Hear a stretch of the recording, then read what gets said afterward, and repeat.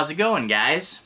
My name is Zach with the Movie Castle, and today we're going to be taking a look at Fear Street, the New Evil. This is written by R.L. Stine and originally came out in December of 1994. This is the 7th in the Super Chillers line. Super Chillers are like Fear Street special editions.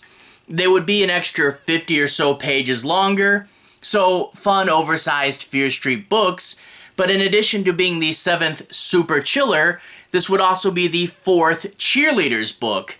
The Cheerleaders originally had their own trilogy like 2 years earlier. They're some of the most popular Fear Street characters, and it made sense to use the Super Chillers line to give us another Cheerleaders episode. And he would do this again a little later. The 13th and I believe final Super Chillers book would also be a Cheerleaders book, and there would even be a Cheerleaders prequel in the Fear Street Sagas series. So yeah, Stine would return to the Cheerleaders from time to time, despite their trilogy being over. But anyway, I found this in my local used bookstore, and I snatched it up really quick. I mean, it's not just Fear Street, it's not just a book that I've been wanting, but boy, I cannot tell you how I felt when I saw this cover. It is just such a great, classic, iconic cover. We get Corky there on the ground in her ice skates with an evil Santa looming over her. On the back of the book, it's actually uncropped and we can see the whole image. It's super cool. It's super iconic. It's one of the great paperback covers from this period. It's cool. Although that being said, not super accurate to the book. I mean, this scene does happen in the book and it is an accurate representation of that scene. But sadly, it's actually a really quick scene, and the book isn't all about a killer Santa Claus. Too bad. Whatever. It's still a cool-looking cover. Also, it is wintry, but it's not super Christmassy. From what I gather, if you want Christmas on Fear Street, you gotta go to the Silent Night books. This is more about school wrapping up and that sort of period right before winter break, and the snow is really good atmosphere. Not super Christmassy, but fun to read in the winter months, you know? Now that being said, I picked this up, and I really did like it, but starting out the book, you know, it felt like everything was coming back, and that was cool.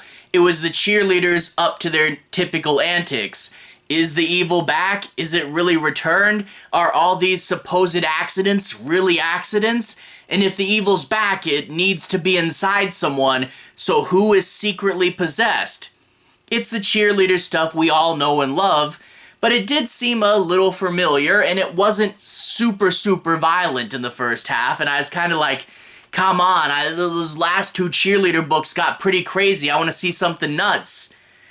And then you get to the second half of this book. Yeah, the first half, a little bit familiar, a little bit slow, but the book is divided up into 3 sections. The first section, which takes up about the first half of the book, it's good. But then you get to those last 2 sections, those last 2 parts that make up the second half, they go crazy. And the thing is, if you guys are Fear Street fans, you know that sometimes R.L. Stine will do this, where he really just lets loose and goes nuts in the last bit of a book. And I'm glad he had 50 extra pages to do so here.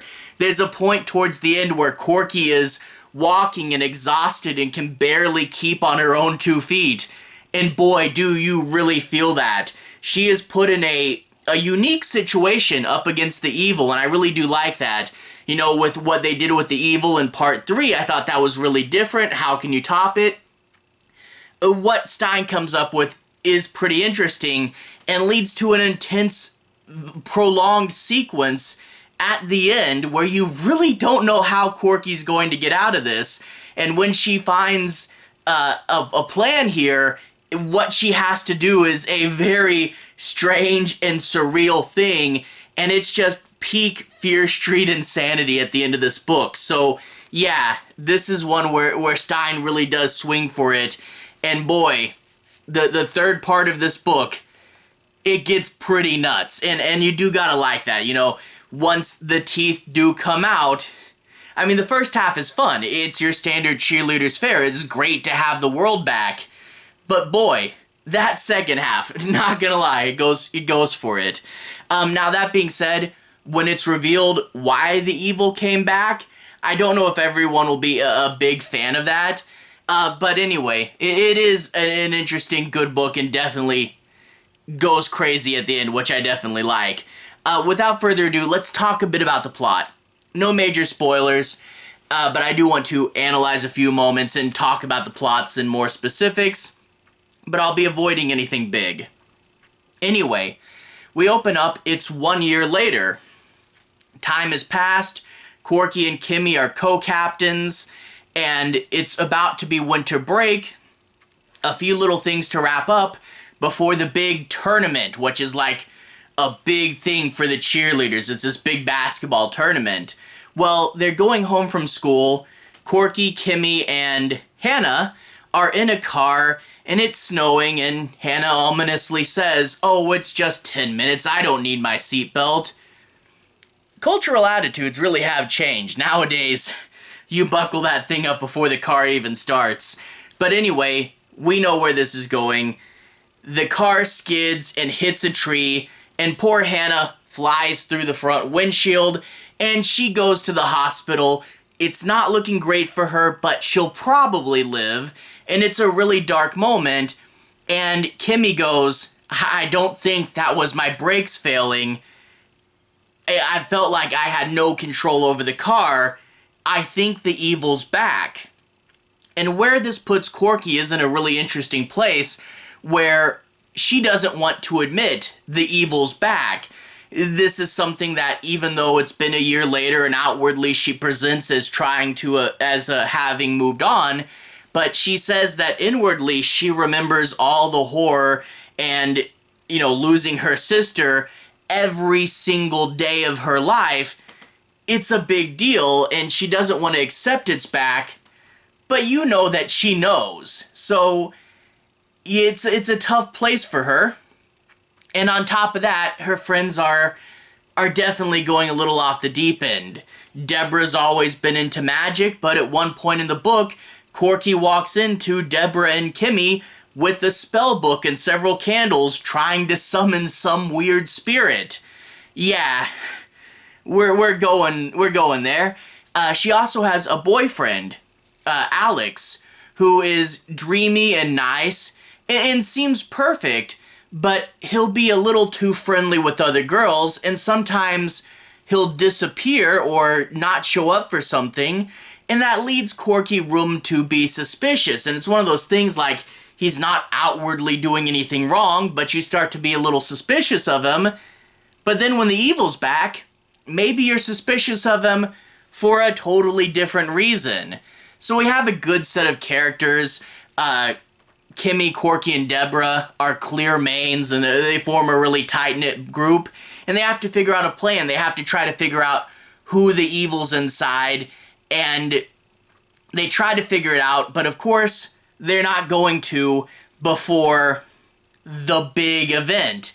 They go to this other town, New Foster, and they're getting ready for the big basketball tournament, this really big event, and I feel like it's kind of doing what Stine was doing with the third Cheerleaders book, where they go to cheerleader camp. But here, I think it does strike a lot of the same things.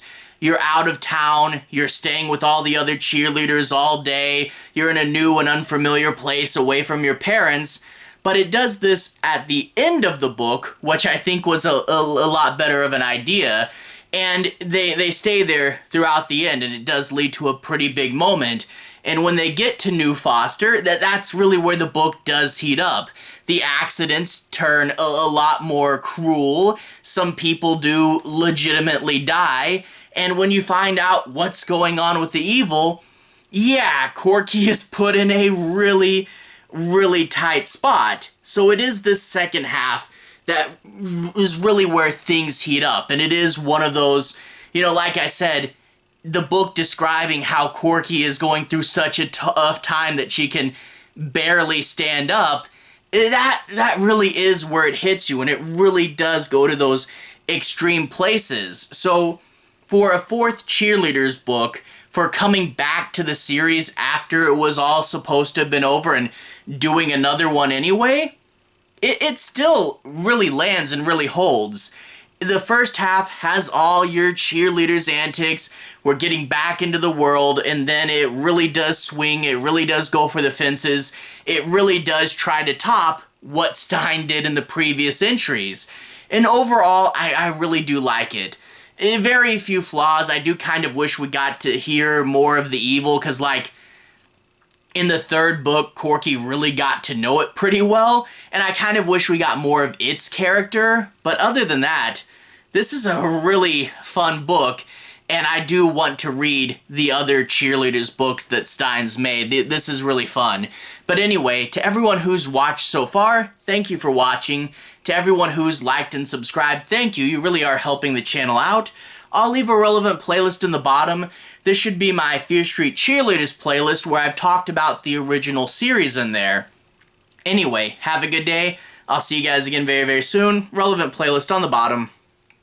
Have a good day now.